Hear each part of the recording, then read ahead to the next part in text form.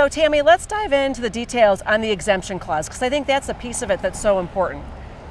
Yeah, absolutely. So the health and safety manager of any trade contracting company really needs to go work with the safety director for the general contractor. And what I would suggest they do is ask them to discuss feasibility issues, because if they can make their case that I have a feasibility issue here, I'm either creating a greater hazard for our employees or I'm causing damage to finished product. Okay, then sometimes they'll be willing to give you an exemption form, and then they will allow your company, for these reasons that you've done a successful job at making the case, for these reasons to be able to work with an exemption. Okay, And so who needs to fill out that exemption clause? Who fills that out? The owner of the company or just the safety director? It would be the safety director, probably going in front of their safety board. But here's an example. Okay. I have a client in Chicago, and the general contractor there said, no more ropes. Cannot use any more ropes on the job. Okay.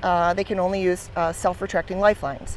Well, there's several problems with that. And so we successfully argued, got an exemption, because we are a roofing and exteriors contractor.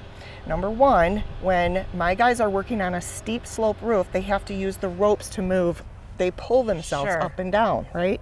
If you have to use a cable to do that, you're going to cut your hands up.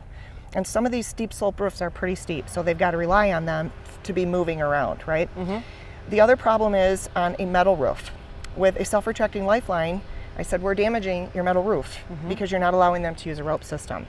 And so you don't want to have feasibility issues with property damage. We don't want to be creating warranty issues and property damage because of a blanket one-size-fits-all mandate you put in place. Got it. And then for my siders, working on pump jacks, they couldn't attach the anchor bolt and pull it down because it would self-retract. And so you have to leave a rope.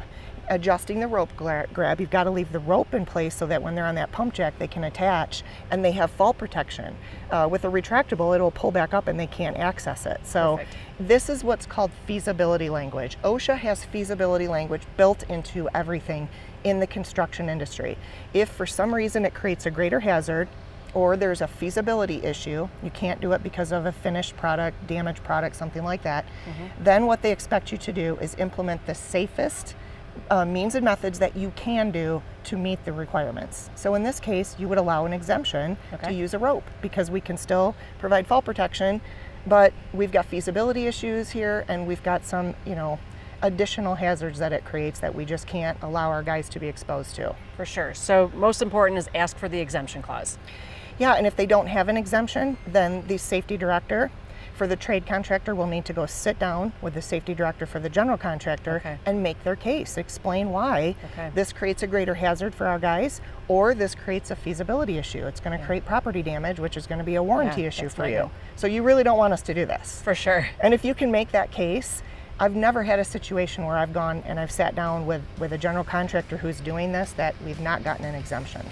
Awesome. Well, thanks again, Tammy, for explaining, going into the details of the exemption clause. Absolutely.